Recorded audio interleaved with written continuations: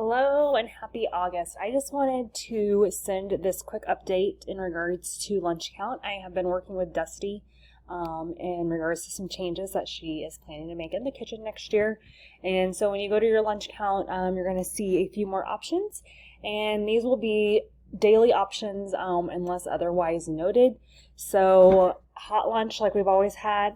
And then they'll have 2 sandwich options, the PB&J and a deli sandwich. And then they're going to have 3 different salad options, a chef salad, a taco salad, chicken salad, and then also the spot there for adult lunch if you plan to just get a hot lunch yourself. And then elementary, I'm not able to log in as an elementary teacher, but you will also have your kids club numbers. So I know that seems like a lot and might be overwhelming, but just trying to help the kitchen staff out the best that we can with some accurate lunch count so that we're making good use of the food that they're preparing. If you have any questions, please feel free to just reach out to me or Dusty.